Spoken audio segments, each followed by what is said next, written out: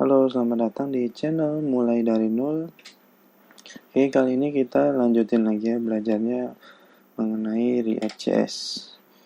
Oke, sesuai judul kita belajar sekarang masuk ke poin mengenai komponen dan props. Apa itu komponen dan apa itu props? Oke, sebelumnya kita running dulu projectnya. Jadi teman-teman masuk ke directory projectnya ya. Kemudian kita running aplikasi kita. npm start. Oke,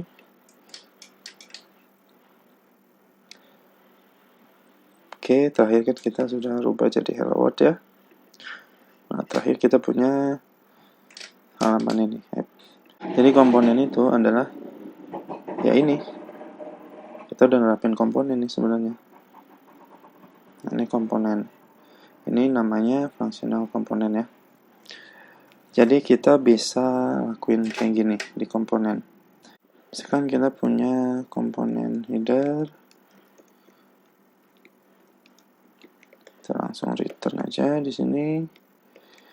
Kita buat div ini header misalkan gitu ya.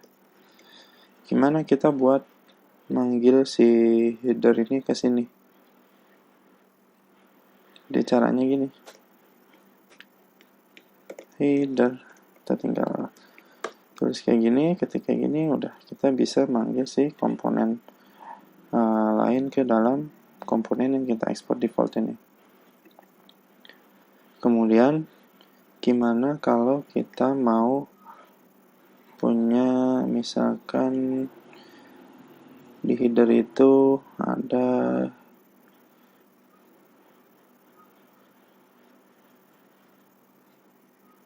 yang namanya,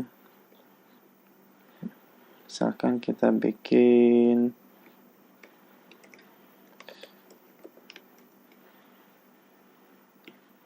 ini sub header gitu ya. Kalau kita simpan kan nampil. Oke. Oh ya, ini kenapa error? Jadi di React itu kita harus nge-return satu komponen. Fragmen itu cuma satu gitu ya. Kita nggak bisa nih kayak gini. Jadi kalau memang kita mau ada banyak komponen di sini, kita lakuinnya kayak gini. Ini header, kemudian di sini, misalkan kalau butuh div lagi, kita buat div lagi di dalam sini.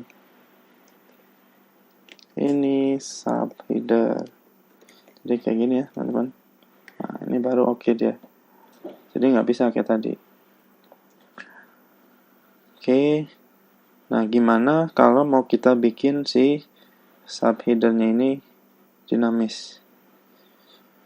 Nah, ini kita bisa kirim props ke sini nih. Jadi caranya kita misalkan bikin sub header propsnya ya. Ini bebas namanya sub header. Kita kirim di sini. Isinya apa? Misalkan kita kirim string aja ya. Ini kita samain aja. Ini sub header dari props. Kan gitu ya. Nah, di sini kita bikin ya. Jadi untuk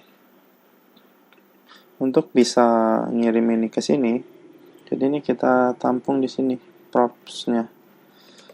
Props itu ya. Nah, kemudian kita tinggal ketik props dot nama propsnya apa? Ini kan nama propsnya ya teman-teman ya. Jadi ini nih nama props ya. Jadi kalau kita ada komponen, kemudian yang ada di dalam komponen itu ini adalah props disebutnya. Props.sub header. Oke. Kita simpan ya. Nah, kita udah buat dinamis nih. Jadi kita udah ngirim props nih ke si komponen header ini. Ke functional komponen ya. Oke. Kemudian kita gimana kalau mau kita punya 2 nih komponen hidden-nya? Bisa aja. Nanti ini subheader dari props 2 gitu misalkan. Jadi kalau kayak gini gimana nampilnya?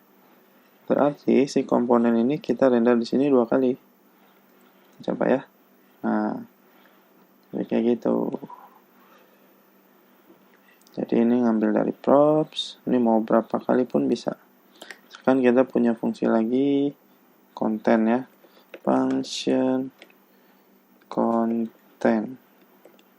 Sini kita buat props juga biar bisa dinamis. Kemudian kita return. Kita bungkus dengan div. Nah, di sini misalkan langsung props dot isi konten misalkan gitu. Oke, belum ada perubahan. Nah, ini kita panggil konten. Gimana kalau di sini ada props tapi kita nggak ngirim apa-apa? Apa yang terjadi? Nggak nampil apa-apa ya. Tapi kalau kita tulis isi konten sama dengan, jadi bisa pakai objek gini ya, kolom awal, atau langsung kayak gini bisa. Ini dari props isi konten. Bisa kayak gini. Nah, berhasil ya. Jadi kalau di sini nyertain props tapi di komponen yang manggilnya ini nggak ada propsnya, jadi nggak error ya. Jadi bisa juga kita kasih kondisi gini teman-teman. Kalau props.isi konten, maka ada. Kalau nggak ada. Jadi kalau kayak gini akan ketulis apa teman-teman? Harusnya ini ya, karena isi kontennya kan ada nih. Coba ya. Nah, jadi kita bisa kasih kondisi. Bisa di sini atau kita bisa lakuinnya di sini. If props titik isi konten, kalau ada, kita apa nih? Yang kita return, misalkan kalau kita punya kondisi yang atau panjang itu ya, kita bisa lakuinnya kayak gini. Else return null. Gitu. Coba ini kita kosongin, nggak ada gitu ya. Nggak return apa-apa. Jadi gini juga bisa. Jadi ini langsung dari pakai props ini.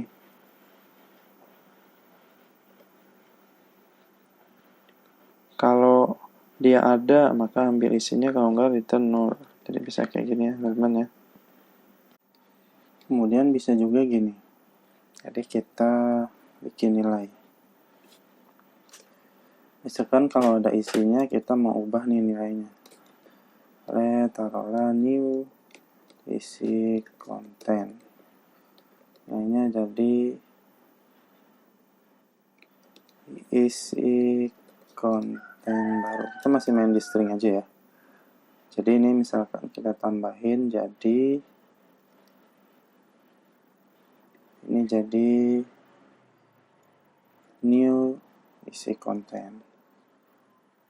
Coba nah, isi konten baru. Jadi bisa kayak gini juga ya teman-teman ya.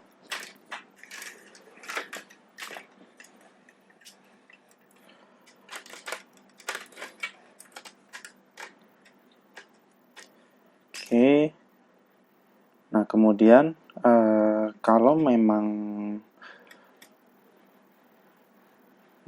kalau filenya ini Kemudian kalau misalkan ini isi dari konten ini panjang gitu kan, ini kita bisa pisah juga file ini. Nah, misalkan kita bikin folder deh ya, folder komponen gitu, komponen misalkan ya. Coba kita buat konten.csx gitu ya. Nah, ini langsung berubah nih namanya kan, jadi komponennya si React. Nah, kita import dulu React from React. Oke, nah ini kita pindahin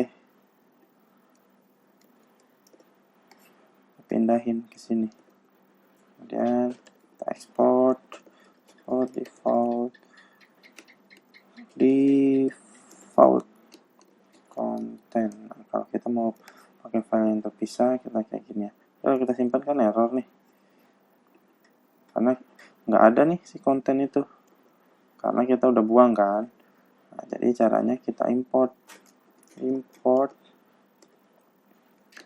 content from. Nah, kita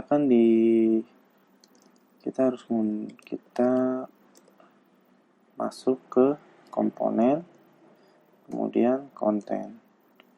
Oke, simpan, harusnya udah error. Nah, jadi kalau kita mau pakai file terpisah pun bisa. Jadi si konten ini kita udah masukin ke folder komponen nih kan, udah kita pisah nih. Untuk pemanggilannya seperti ini ya teman-teman ya. Oke, gue rasa untuk komponen sama props sampai sini dulu. Nanti kita lanjut untuk coba komponen. Jadi di React itu ada yang namanya functional komponen dan juga class komponen. Ini kan functional komponen nih. Itu nanti kita juga belajar untuk pakai state ya. Oke, terima kasih teman-teman yang udah nonton. Gue pamit diri. Kita ketemu lagi di video selanjutnya.